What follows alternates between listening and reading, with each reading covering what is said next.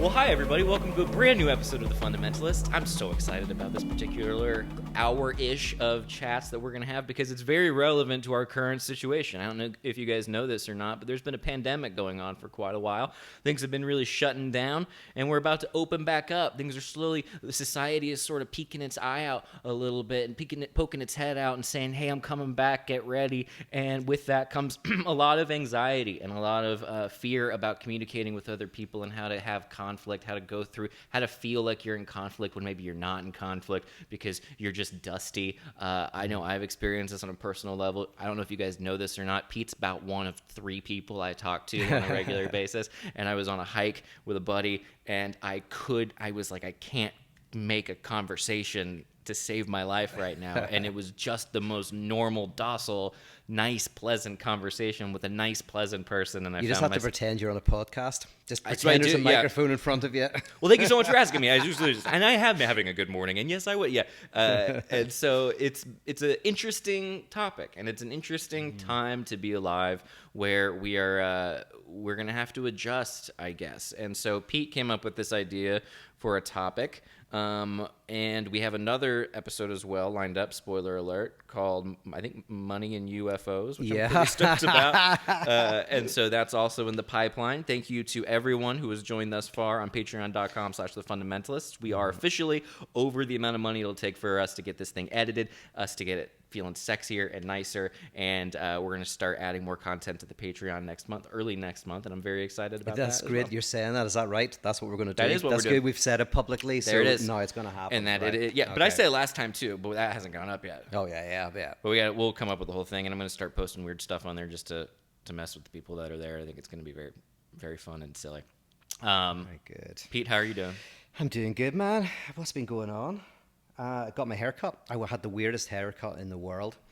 Did I tell you about this? I think I might have. I went to a little hole in the wall. Tell me again. Yeah, it's nice. Yeah, and it was very surreal because I said I didn't go to our usual friend, Johnny, because he's far away. I've given up my car because I live in downtown LA, so I thought I'll just walk somewhere.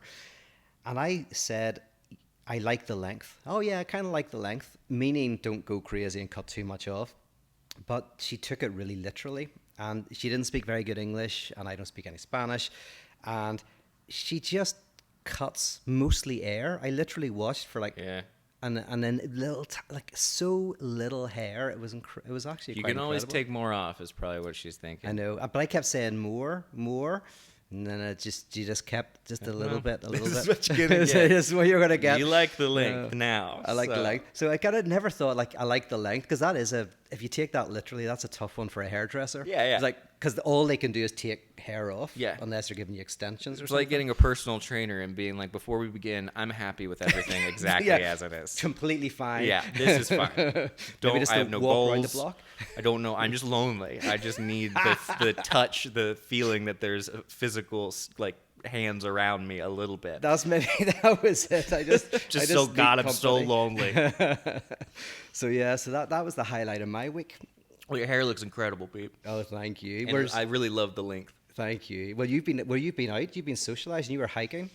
I did do that. I didn't do that today. I've been doing I had a couple hours of an online class today, which was very nice. And then next week I have my residential days, and so I won't be able to hike for a little bit. But I have been doing the hiking thing, and I have been attempting to communicate with people. But it's a weird thing. Now, my question is this episode on conflict per se, or communication in which you are worried about conflict? Let's discuss. Let's open this. Open your books to page 42. Yeah. Get your notepads out. Get your pens. Get ready. Let's get going. Yeah, well, so my first thought on it was that... Well, okay, so I was thinking about... We've talked about this before. Melanie Klein has this notion of the paranoid-schizoid experience that you have when you're kids. Hippies call this the wisdom of young people, the wisdom of youth, which is not wisdom at all. It's just kids are very not dialectic, right? So kids, whenever they first come into language, they're first coming into being a split subject, and it's very, very difficult. And so what happens is kids get into things like guns and dinosaurs and tanks and Guns is the first one. Yeah, like because it's a politics of war where you want to you split the world into goodies and Everything's baddies. absolute. And you want to destroy the other. That's how you deal with conflict, to destroy the other, which means you're innocent and pure. You're hanging out with some badass kids. Yeah. They sound pretty rough and tumble. I don't know if I want to hang out with those kids. They sound scary, but I know what you mean. Yeah. Well, you see those kids as well. All kids who have the temper tantrums where they go from being very happy and innocent to, if they were strong enough, they would destroy the world. That kind of boom, boom. It's inability to be dialectic, so it's black and white. And even whenever obviously the monster in the cupboard is really inside them, but they've again non-dialectically pushed out their own repressed feelings into an outside space. So that's very common for kids. It's called paranoid-schizoid because you're paranoid. A paranoid person has an enemy. They're a protagonist in their own movie, their own life, and they have an enemy. And schizoid because schizoid splits their personality. Out there. Yeah. Out there. Yeah, it's out there. There's the inner pure, the outer there. So kids are crazy. What's that? Kids are insane. Kids are insane. Yes. And this carries with all of us to some extent. We see it even in, I was watching a wee bit of Mortal Kombat the other day, and it's obviously got this real goody and baddie thing. I was with a friend who's got a kid, and I was noticing, which I've noticed with parents sometimes, is the fantasy of someone hurting their child, right? There's a real enjoyment, where the parent says, if someone attacked my child, I would kill them. Right? So you can see they're getting a real enjoyment because no one's asked them that. It's like you're kind of just walking along the street and they go, if anyone touched my kid, just do it. Just waiting. So there's an enjoyment of the fantasy of a radical evil that would destroy your kid. So that's in us all. But my worry is with COVID and a kind of a politics of opposition and social media, this paranoid schizoid position is really being encouraged. And then my worry is, as we start to open up again, more and more of us are nervous about going into the world, because when you go into the world of parties, when you interact with people, there's always toxicity, there's always ambiguity, there's always things that will go wrong. But now increasingly, I think more and more people are fearful if a joke lands badly, or if they have an awkward date or an embarrassing sexual experience or something like that. There's a worry not just that they will be a bit embarrassed, but there's a worry that could excommunicate them from their social group. Yeah. And I think I want to talk about this because I feel it, Do you? I think I do. I think I start to feel more concerned that a lot of people I know cannot tolerate ambiguity to the same extent, because social media algorithms always start to put you into a room where you're only dealing with the same people in your position and you're not interacting with others. And COVID has put you in a position psychologically where the other is seen as toxic, is as potentially has germs, as something that can hurt you, and so you're more with only your family unit. And then kind of the politics of opposition, which is more about the secular purity cultures that we see arising. I'm like, I worry that generates a paranoid schizoid social relation. Oh yeah, yeah. I think so. Or am I being too no, paranoid schizoid? No, you've been paranoid. No, yeah, I definitely think that. I mean, I've noticed an increase in my own paranoia just in my isolation, like the fantasies that I come up with. I don't realize they're fantasies at the time. I think I'm being very logical and very fair, and all of a sudden I'll realize, I've completely misread a situation. I have been perhaps, I think when you're alone all the time, and even if you're with people in your house, or if you're on your phone with social media, it seems to be that things are changing at a very rapid pace right now in relation to how invested we are in the social media world and in the internet world. And I used to really feel like the internet was a haven. I felt this way about YouTube. I thought YouTube was this wonderful playground, the Wild West. People were, doing what they wanted to do. They were following their dreams, following their passion. They were being true to who they were. And it has become since then, not only is it this thing that I think is no longer separate from our existences, it is so totally almost the bulk of our existences of being online and looking at looking at Twitter, looking at YouTube. Thank you for being here, listening to a podcast. We're outsourcing all of our social interactions, the nitty gritty stuff where we could bump up against other people, to the sterilized, screen barricaded existence of the internet. And I do have like, I also worry, though, that I'm just yelling at kids to get off the lawn, and I'm just also nostalgic for a time on the internet that I felt was more pure and nice and joyful. And now it just seems like, everyone's got the guns out pointing, and it's like that scene in The Office, and everyone's just waiting to either for themselves to mess up or for someone else to mess up. And it's like, who cares? Yeah. No, I think you're right. Like, my worry is, I think a lot of society is about, we've talked about this before, about like what to do with dirt, right? What to do with the impure, right back in primitive societies, right through to technologies. It's all about, how to get rid of the toxic, how to create an antiseptic environment. And it's interesting to me, technology, I mean, we're surrounded by it now. It's all very clean. It's got an Apple aesthetic. And when you look at sci-fi movies, you can see they kind of like extrapolate this purity. So the spaceships are like, have these almost like a surgery, like you're in a hospital, sterile surgical experience. And I think most of what technologies are offering us today is more purity culture, sterile environments. They not only look minimalist and sterile like Apple stores, but they say, we will get rid of the toxic other. You'll only hear from the correct people, your tribe, your community, your section. And we can get rid of toxicity. You can literally silence people. You can shadow ban people. You can shut out any kind of like conflict. And the problem with this is that the repression has to go somewhere. So with less conflict comes war. Whenever you can't tolerate conflict, war is just around the corner, because war is the inability to tolerate conflict. It's the destruction of the other. Sometimes I do love a good muting people, though. Yeah, well, yeah, some of you, I do it. Like, that's the thing. It kind of it works. I mute like I am living in an old Western, and I got like just I mute left and right. But I also unfollow and do all that stuff, because I think that sometimes it's good. I think it's like this weird thing where you see people. It's like if there's an opposing opinion that, let's say, is dumb, like it's a dumb opinion, what'll happen that I see is, it's not like unfollowing these people doesn't expose me to it. It ends up getting quote tweeted and made fun of. And then there's this weird thing, I think, where it's like you're training your brain to see the responses to things, the sort of like opinion that dismantles the original opinion before you get to what the person's actually saying in the first place. And so even the order that we process information in right now is a little backwards. It's like, how are we only reading responses and then going, that makes sense, without having any idea what's going on in the source material? That said, when some people, they say dumb things, you gotta make fun of them. That's life. But yes. And maybe like, I noticed this maybe in 2016 or so, that this tendency was almost reaching a point of no return. So at this point, the reason why you probably unfollow people and shadow ban and all of that is because it already is war. Like, you're not getting kind of like thoughtful pushback. I love thoughtful. I got an email from someone the other day. I see. Yeah, it and is.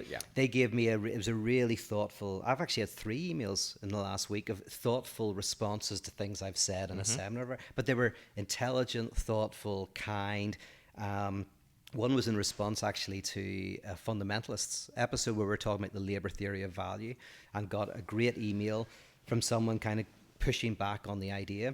Oh, really? That's wonderful. Cool. And it was really nice back and forth. It was really respectful and all of that. But there's less and less of that, especially on something like a social media platform where it's like Twitter, where it's very tiny responses. Yeah. So, you can't, it's very hard to engage with someone who might already be kind of very, very angry or whatever, Yeah, and then you take all that and you get used to it, even if you don't realize you're getting used to it, and then you go out in the world, and then it's like, I don't know, it's like when I do it, I almost imagine when I see people now, whether it's on a hike or I guess that would be pretty much it. But that's the only thing you've done in the last 6 months. So it. it must be it. So the hike. The one thing I did. But it's almost like, yeah, people's inherent value isn't as high, because I'm like, I almost don't know what to believe. I'm like, is what you're saying in person going to be as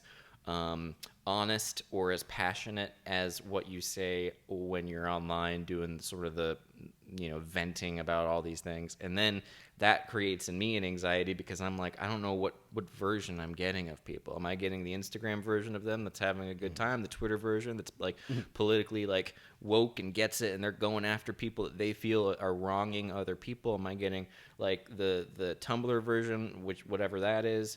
Maybe I'm getting the Tinder version, and that's inappropriate. They can stay away from me. No, thank you. Taken. How dare you? But yeah, it's like everyone has these different extensions of their personality now that I'm like, what happened? Who is the person then?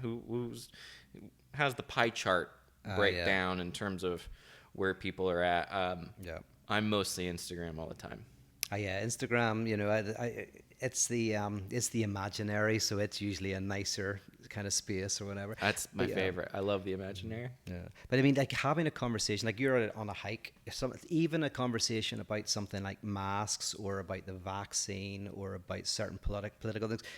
I'm sure even among people you might go, that's just not something I want to touch. Which is weird, even among people, maybe not best friends, but even like colleagues, where you go like, oh, if I have an opinion, it's a little bit just not. I'm just not sure if my opinion is the one that's kind of shared on Twitter.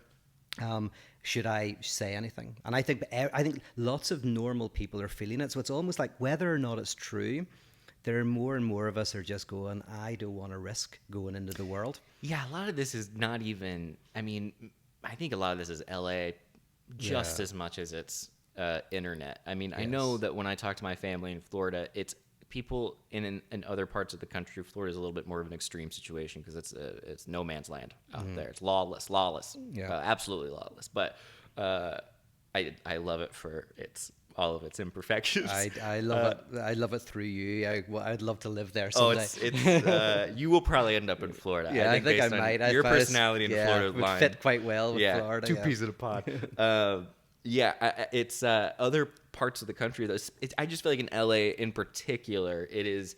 It's very much like that, where I think we have been sort of conditioned to be a little more cautious and hyper aware.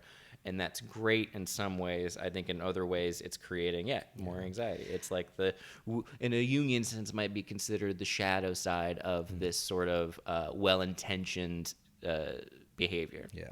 And the thing is, it's although you're right, like it's a very LA thing, and I'm feeling it so much so that LA, it's not my favorite place in the world anymore, but it is being exported everywhere. Like, it's funny, I talk to people in Northern Ireland, and they're saying the same thing is kind of there, not to the same extent maybe, just concerns and worries. And the funny thing is, as most of us know, like, you're friendly with somebody precisely when you can say something offensive about them, right? So if you go to a bar in Northern Ireland and during the Troubles, the moment that if you're Catholic, you can tell a joke about Protestants, or if you're a Protestant, you can tell a joke about Catholics to your Catholic or Protestant friend.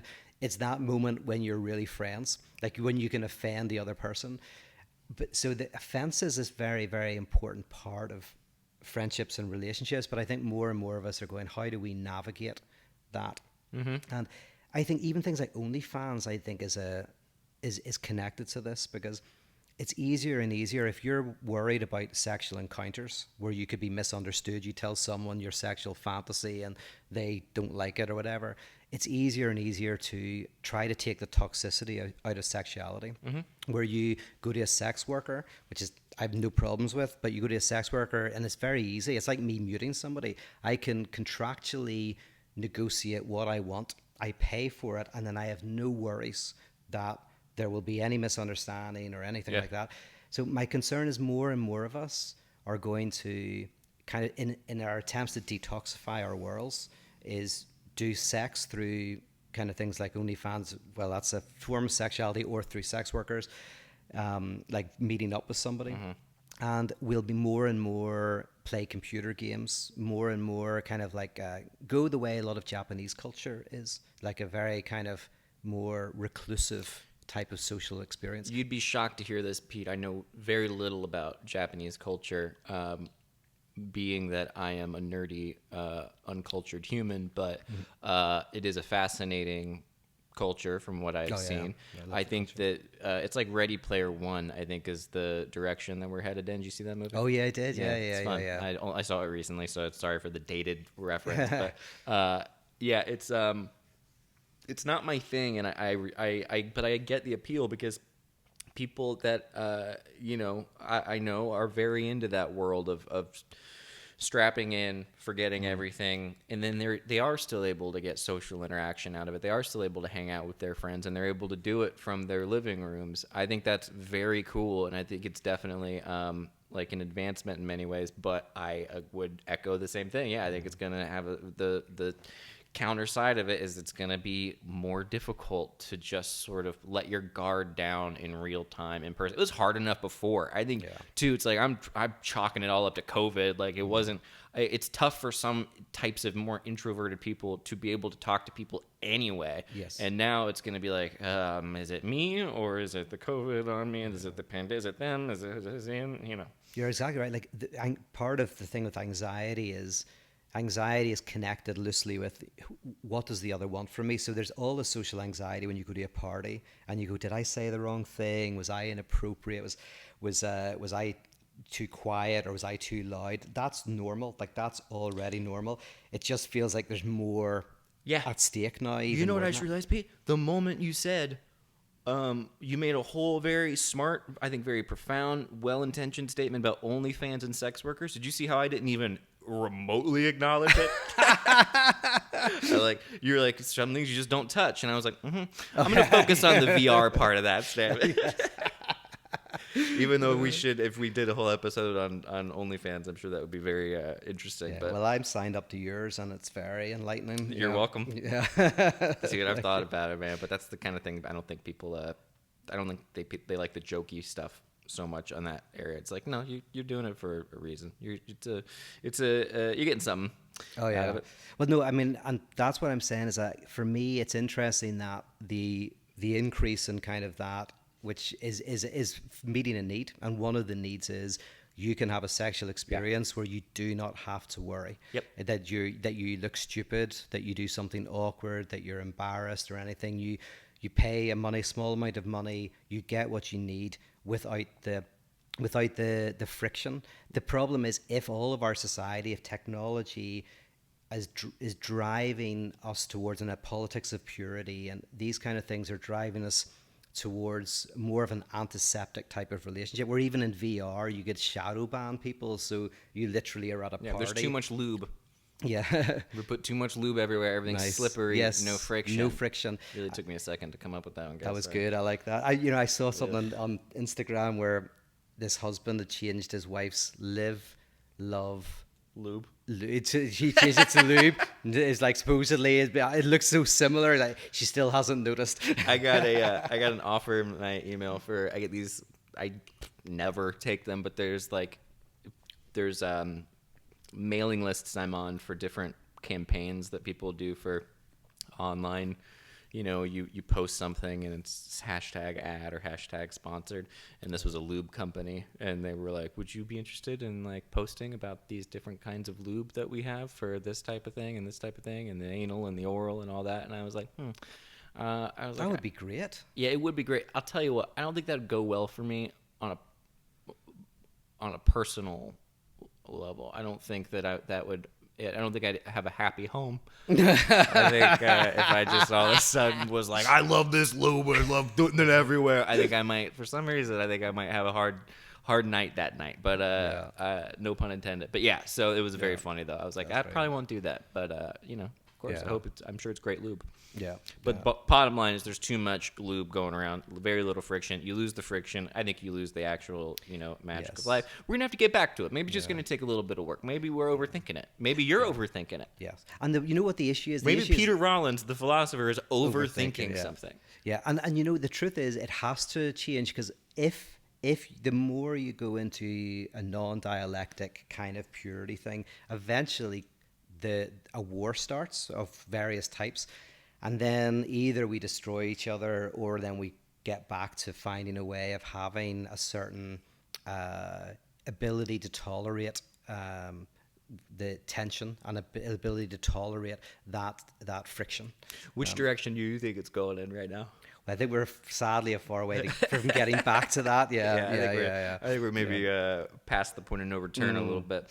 But it just, a lot of it, I feel like we talk about this in a very like, we're getting rid of all these conflicts or whatever, which is in a sense us sort of being a little not contradictory, but there's a little bit of a antagonism, I think, to the certain type of culture that's happening, which I think is very lovely. But there's also, I think, very good parts about that kind of world of sort of stepping away, being in the comfort of your own place, especially for people right now who, regardless of social interaction, their levels of anxiety and caginess, at least in my speaking personally, my levels of caginess right now are at an all-time high. And that alone is anxiety inducing.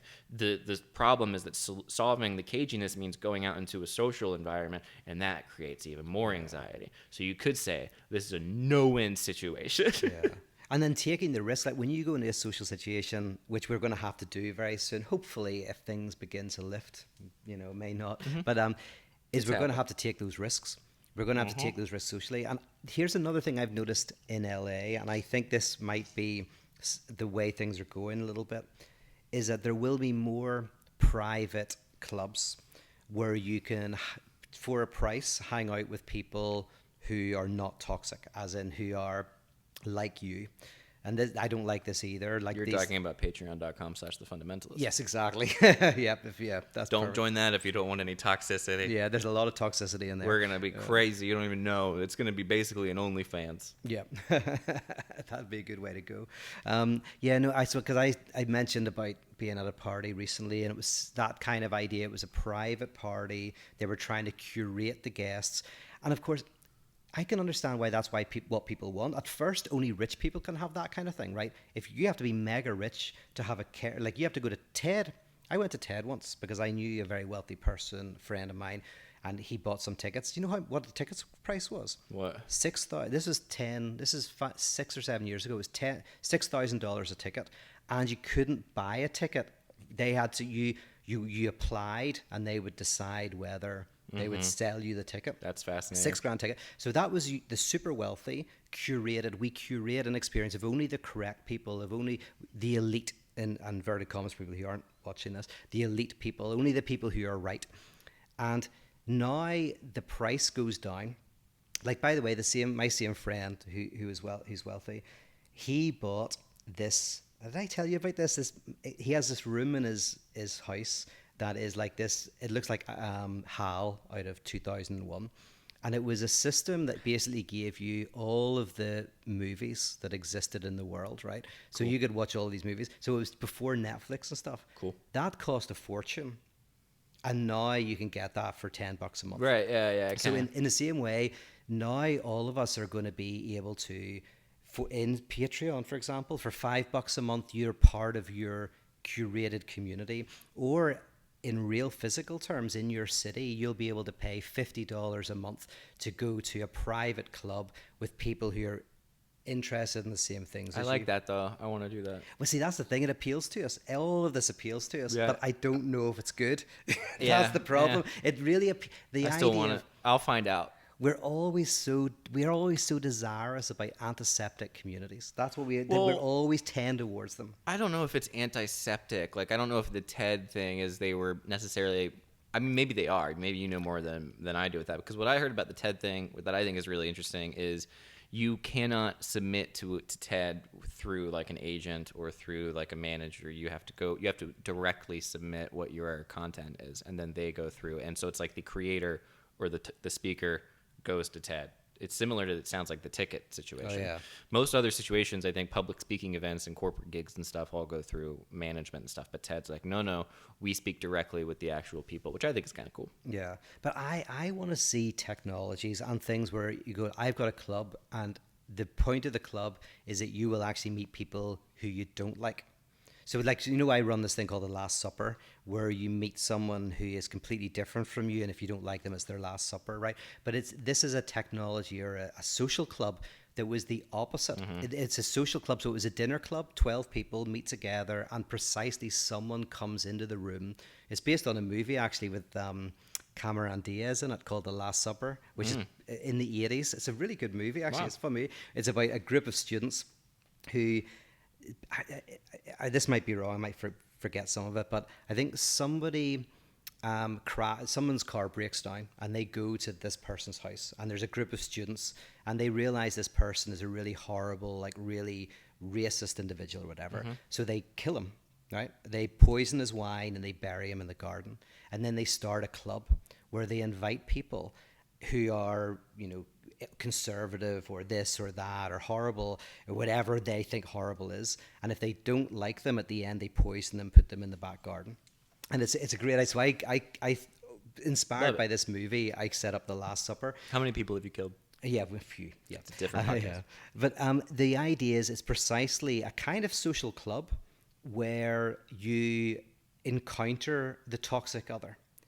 What happens if you, just spitballing here, are like myself, and there's very few people you objectively and immediately dislike? Like, I have to work my way up to disliking someone because it's too much energy. Now, sometimes they'll say the right thing pretty quickly. Yeah. And even then, it's not dislike. It's more like, this is not my cup of tea in terms of an acquaintance / friendship. But to truly dislike is a whole, like, that sounds exhausting. But you know what? That's it.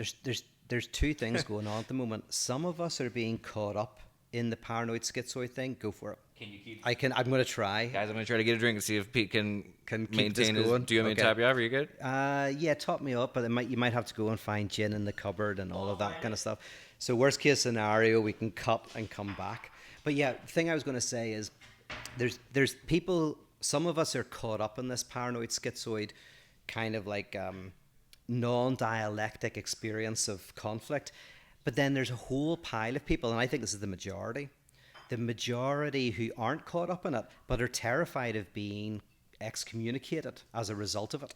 Yes. That's the problem. And I think they are the vast majority. Actually, like the 90% of us, 95% of us are not in the paranoid schizoid position. We're in the depressive situation, which is we are able to tolerate ambiguity. Really lovely. You really tolerated that ambiguity of me getting up to... I was able to do it for the first time. Usually I really feel without you. Because it means you're passionate about this. Yeah. This is a high-octane episode. This is. It is. It's scary to me because the vast majority of us aren't like this. And sometimes I have a friend. He's a conservative Texan, right? Great guy. And online, he sometimes comes across a bit aggressive. But when I talk to him, it's just, he goes like, he says, I get so caught up in the conflict or the war. I get so caught up in the back and forth. He says, I even say things I don't believe in just because I'm so angry and annoyed. But oh, that's strange. So he's caught up in it a little bit. What's that? I don't know that that's a good. Yeah, if you're saying things you don't even agree with. Yeah, but we all do. Like in an argument, if you're having an argument with your partner, you can sometimes then over-egg your position. You start to sound like a world expert on something, and it takes the other person to say, hey, I don't know, I don't really maybe know what I'm talking about. For the other person to go, well, no, neither do I, and then you back down. Yeah. So we all kind of like, that's the problem with war. You just like level up and level up and level up to this level of conflict. So some of us are caught in that, and then some of us are like, I just want to shut the curtains and keep away from this. And both of those are not good. I wonder if this is why I get so drawn to, not drawn, I would say, but I love sinking my teeth into the conspiracy theories, because that's where you can have you can engage in a fictitious contradiction that is almost safer than the actual conflict that appears in everyday life all the time. That's very interesting. This is what we do here in this. We just sort of... Yeah. We just philosophize here, guys. It's really incredible. Yeah. But I do think there's something to it where it's like, oh, this is like especially if you go to, did I tell you? Okay, first of all, I'm going to reference another episode that hasn't gone up yet, but it's going to go up hopefully. If it doesn't go up publicly, it'll be... I was a bit cautious about whether it was any good, but you're saying I think it's great. So we're going to put it up, but you're hearing me say I think I might not have been a bit crap. Here's why it's great. It is crap, but here's why it's great crap. Pete and I got into a conversation about UFOs. It was largely a conversation, I think, that revealed that I objectively want to believe in UFOs. Pete is a little bit more skeptical, perhaps doesn't want to believe in UFOs. Pete came up with all these crazy things to debunk this UFO video that came out, and I was like, it's UFOs. It's clearly UFOs. Now, since then, my understanding... been debunked. Pete was right yet again. It totally was just planes or something like that. Oh, is that right? I haven't heard. What are they saying? Well, you know that guy who makes my skin crawl, the Jeremy Corbett guy or whatever his name is. He gives me the heebie-jeebies. Not the politician in the UK, Jeremy Corbyn. No, Jeremy Corbell. He was on Joe Rogan. He's the UFO guy. Okay, he was on. I don't know. Well, he's like this guy. He's really big into it. He released the video. He was the one like, this is my video. He said there's like 10 more, etc. But maybe more. I take no pleasure in being right if I was right. I still don't know they were. Yeah. Because what happened was I went to the UFO subreddit, and maybe I mentioned this on the podcast. I thought it was really going to be the most fun little community of UFO lovers. Any video that was a UFO, they were going to be like, yeah. What I found was these people don't believe any UFO footage that comes out. It's crazy. I was like, you guys are supposed to be the people who believe in all this stuff.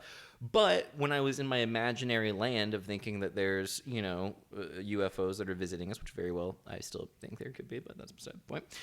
It's fun to imagine that kind of grandiose big problem as opposed to everything else that everyone is losing their minds about, that people also seem to have a pretty good handle on. Like there's not many issues, I think, that are not being exhaustively and intellectually thought about and engaged with somewhere. Yes. I find an interest in subjects that are a little bit more ethereal in that sense. So I like that. It feels safer to me. Yeah. No, that's very good.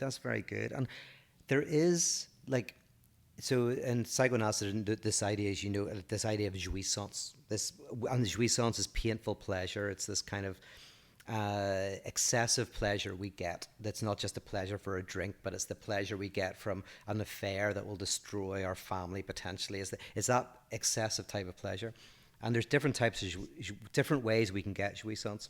One is from the fantasy of wholeness, but one is from transgression. One way we get jouissance is by somehow putting ourselves against something or transgressing. We all need it. We all need some the troll. Transgress. So the troll is a type of jouissance, definitely.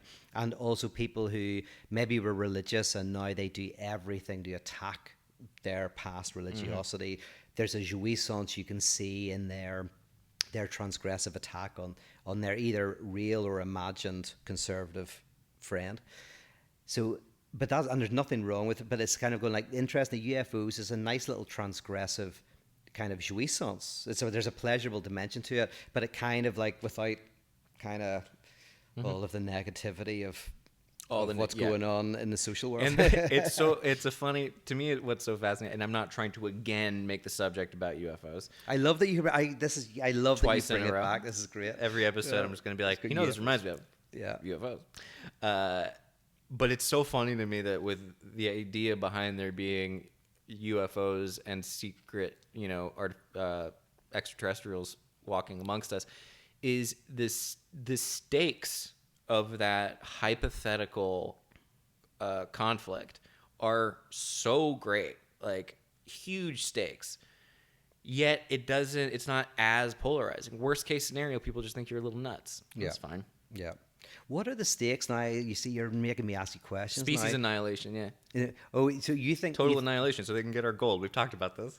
Well, that was I like that they want our gold for their atmosphere. I love it's for their atmosphere. It has to be, of course. Couldn't be for their soil. Yeah, that's right. That's very good. But what do you think that I don't want to put words in your mouth, but do you think it's partly like if they're alien life forms, they might stop us from killing each other or something? They might tell, because in one sense, like it's if they came with a message of, you should just be nice to each other. I mean, John Lennon said that. Like that's not new information. But do you think like they'd force us to be nice to each other or something? Or what do the aliens? What are they going to bring us that's existentially useful? I feel like it'd be so inappropriate to put upon them some assumption of how they're going to be. I mean, they are their own beings, and therefore I think that's highly, highly problematic. And therefore I assume that I do not know, and I can only assume that something is going on.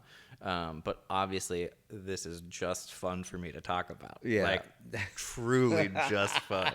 Do you talk about this in the Valleycast? Yeah, but not really. I don't think that.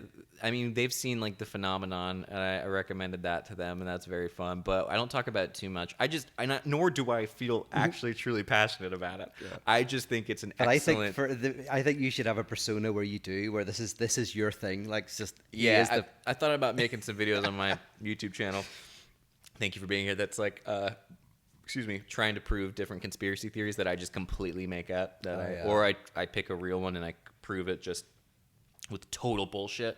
And I think that'd be really fun, but that's more of a writing exercise. Anyway. Yeah. Oh, by the way, conspiracy theories are connected to what we're talking about, because I think that conspiracy theories, we all believe in some conspiracy. Like, we all have kind of thoughts. I mean, there's loads of conspiracies. There's loads of things going on in the world where governments are lying, et cetera, et cetera. But conspiracy theory in the sense of this notion that there is some sort of secret cabal of people who are in control, who have some secret knowledge, who are simultaneously everywhere and nowhere. That is connected to the paranoid-schizoid position, because that is a form of there is some evil out there which is kind of nowhere and yet everywhere that are responsible for everything. That covers over. And like, I know someone who worked in an embassy, and they said it's organized chaos, right? In embassies, like highest levels of these places, it's not like there are these people sitting in a room drinking cognac, like talking about how they're going to manipulate the world economy. It's baby blood. Come on. Yeah, it's this chaos. These people who are just like us, who are firefighting continually, and that's more terrifying for some of us. Is more terrifying, and there's an evil group in control. Is the notion that, like, there is nobody in control. We are all in a chaotic, conflictual, ambiguous environment. And that's what Melanie Klein means by the depressive position. It's when the paranoid schizoid has an enemy, has another who is responsible, who is evil. If we get rid of them, everything will be great. The ambiguous position is kind of going, we're all divided. It's all a bit chaotic. Here's what I'll only push back a little bit here. Please push back a lot. Because here's where I get back on board with the idea of certain things happening that are that would lend credence to conspiracy theory thinking. Yeah. One is, it seems to me to be a bridge too far to assume that the state of contradiction and the state of ambiguity is uniform across all of existence. So, and I'm worried I'm going to lose. I have to win you over. Right. I have to win you over. But it is a fact that pockets of organization and pockets of progress happen, and pockets probably of hyper organized evil, hyper organized good. These can theoretically pop up. So to just outright say that they can't happen seems to be almost more conspiratorial than entertaining the idea that, hey, maybe. Well, you're saying that maybe there is a non-divided, non-antagonistic reality at the core of existence. No, I think there might be systems of organization that can pop up, like whole systems, like within a system, like a subsystem. Yeah, like fascism. Fascism is a whole and complete system without antagonism, because the antagonism is the enemy, the external enemy. So, like the figure of the Jew. What's to stop that type of idea, if that can pop up in a certain system, what's to say a certain organized thing where they're drinking cognac, smoking cigars, and being like, we're going to destroy a country with the push of a button. Okay, yes, no, you're absolutely right. But the issue is the fascist community is not without lack. They have just put the lack onto another. So they're not but it is true they're a collective without lack, but they're a collective without lack because they have literally projected their lack onto another. But they are riven with lack. They are riven with contradiction, but they have found a way to put it onto a scapegoat. So you're right. So I get what you're saying. So there are groups that are maybe sitting around with cognac, but that's what all these clubs are in LA that are popping up. Well, that's what they all fantasize. I mean, they all literally fantasize it. They all think that they are the community with the answer, that with the non-divided community. It's hilarious. My whole life dream as a dude is just to be in a room of old men with beards surrounded by books and like Edison light bulbs, drinking scotch and being like, what is up with all of these things? That most elitist thing you could possibly imagine. But you know, sounds so fun. This. I did this. You know this.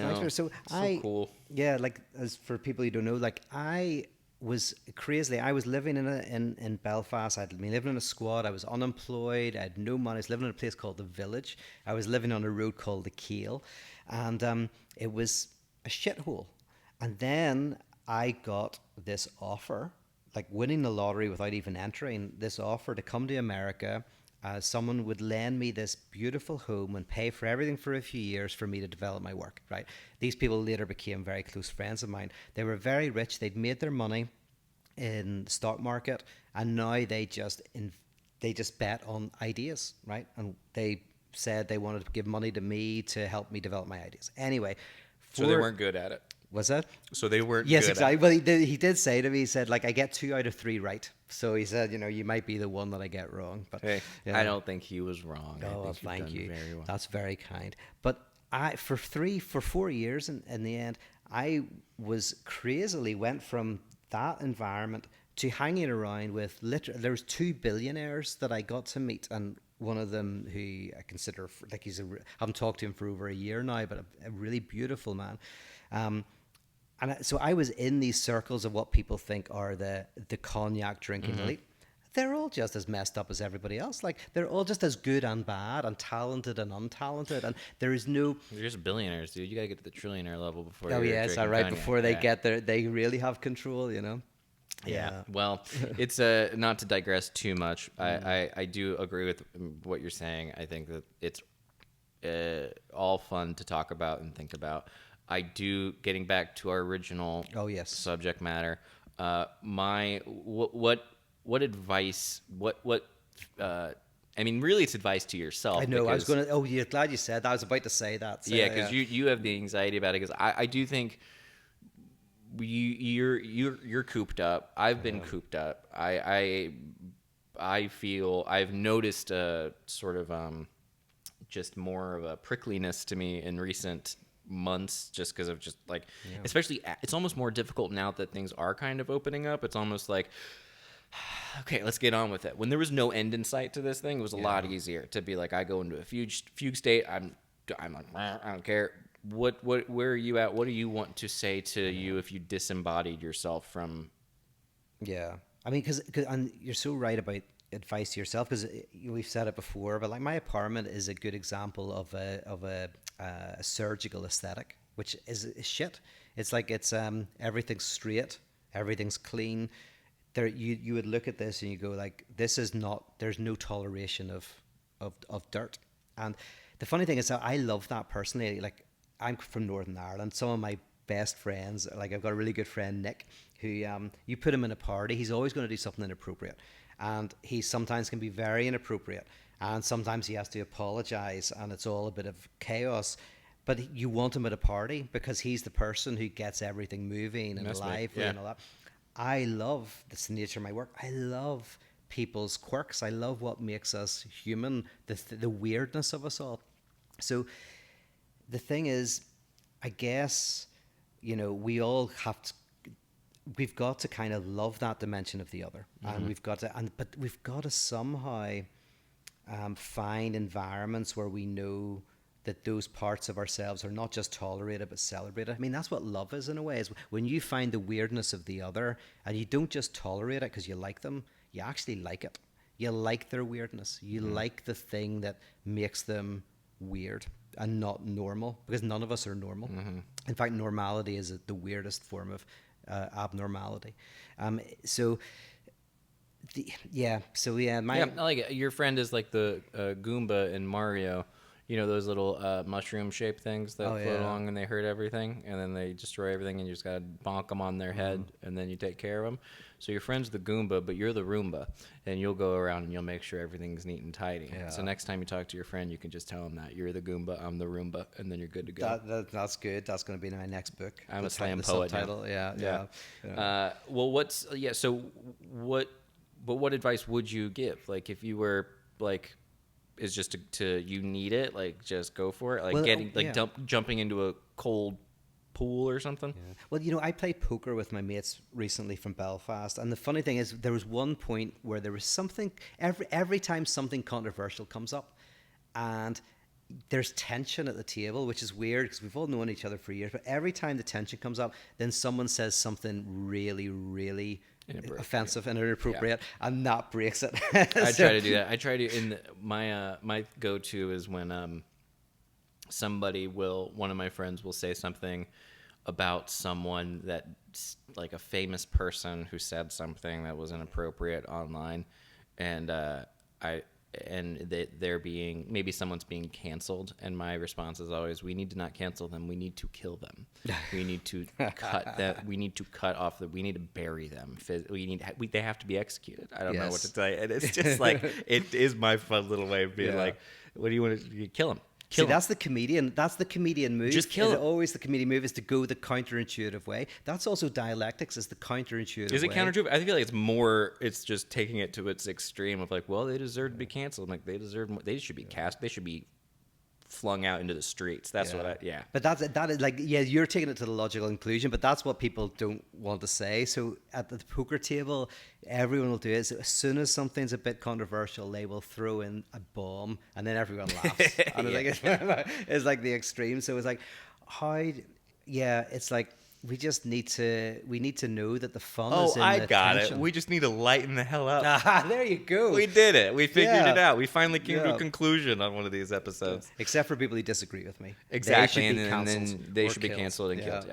Yeah. And sometimes it's not worth lightening up. Sometimes it's a bad time to lighten up. Sometimes it's very serious. It's just, my goodness, if things aren't very serious now all the time. This is the whole point. Like, I come from a war zone, and the point when I make the difference between war and conflict, I say that war is the inability to have conflict.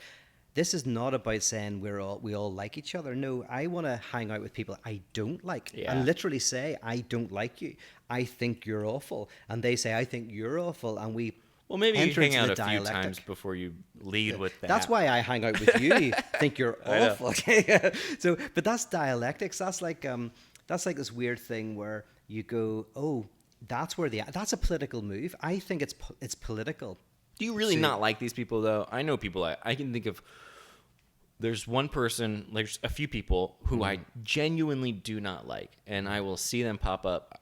We know each other. We're acquaintances. I genuinely don't like them, and then I'm like, I never want to see that person. Yes. Yeah. But there are other people who annoy me, and I disagree with them, and those people I want around all the time. Yes, those people are awesome. The people who annoy me and the people who I disagree with are cool. Yeah. The people who I don't like them. I mean, it's productive. It's productive antagonism. We want productive antagonism, enjoyable antagonism, and we don't want it all the time either. Like, there's those friends we love because we see the world in the same way. There's nothing wrong with that. That's brilliant. But there's those friends we love where we don't see the world in the same way, and we also need them. And that's probably almost even a little bit better in some respects, but we need both. We know, like, when you meet somebody at a party and you're like, we see the world in the same way, and you understand me, that's wonderful. There's nothing wrong with that. But then you also meet that person at a party where you go, I disagree with you entirely, and for some reason I find you fascinating. Well, I think the problem too, and maybe you can relate to this, Pete, but sometimes my worry is not that I will disagree with someone. It's that I will come off like I've gotten feedback on this, and it is a painful pill to swallow, but a bitter pill, I guess you would say. But my fear is that I will come off like I think I know better than people, or that I think I'm better than people. Anyway, here's a song about God. That's a Bo Burnham reference. That was. But that's my fear, is like I think that I worry more about the impression I'm giving off in a situation of just being like, because I do think about all this stuff, and I am like always paying attention to it in real time, and I think it can sometimes give the impression, I think it can be almost more of a put off for me, for them, than for like, am I the unlikable one? Because I'm sitting here going like, I don't give a shit, and I'm doing my thing, and I'm whatever, and I am interested in this stuff, so I will always at the ready be like, here's what I think. Like, yes. I got an opinion here, and I think I really thought this through, and I've been alone for a year and a half, so I think I got a really good idea about it. And it's like, I think that annoys people, and it gives, that's I think the core of my anxiety of going back to the real world, is a fear that I will be seen as lacking any sort of intellectual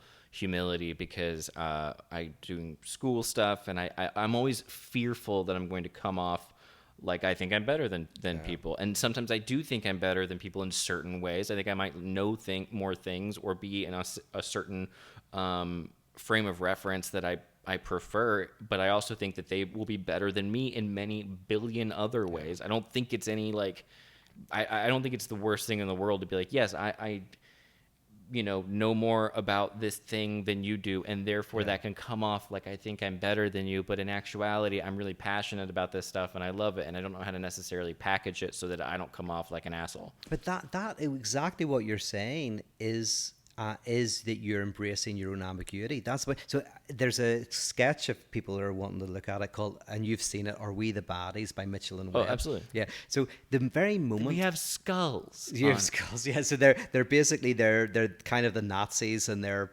marching into Germany towards Moscow, and they basically are going like, "Are we the baddies?" But the point when you can say, "Am I the baddie?" Like, is there a part of me that is not good? That's the point when you're not the baddie. Like, so exactly the point when you can be, and I can be self-reflective and say, I can be a dick and I can be arrogant or whatever. It's not the cure, but it's kind of like, it partly is the cure. It is the cure. It's as close as I'm going to get, I think. Yeah, exactly. Because you're not putting it out. You're kind of going like, listen, I think I can be like this. And the very point that you're doing that is you can tolerate ambiguity. You can tolerate your kind of internal contradictions, which is the cure. Which, and not to make this too real of a moment, but I do believe that the people who watch and listen to this podcast, I am amazed at how well it's doing, and I love it very much. And thank you to everyone. Thank you. But it's a slow burn, by the way. This is growing, and we don't know, but it's like, I think it's doing well. It's doing well. It's creepy. And it scares me because I'm not used to having things go well professionally. But it's really beautiful. But there's this fine line of like, I try not to harp on that too much, because I see other people who are like, I'm just so thankful for that. And it's like, maybe they are, but I don't want to come off like I'm. And then as a result, I think I come off like I don't care at all. So thank you very much to anyone who listens to this podcast, or signs up at patreon.com/fundamentalists, or subscribes to this channel, or subscribes to us on iTunes. Maybe even leaves us a review. That'd be really cool too. Or even best of all, that maybe tell a friend about it. However, there is like there's a deep paranoia, almost you could say a neurosis about how I will come off in the new world of trying very hard to just be like interested in other people and not trying to do but I also at the same time will always, I know, find those people where I'm like, I don't like you. Yeah. And here, as a comedian, it's good. Like, honestly, comedy, and I think it's funny because sometimes we like people.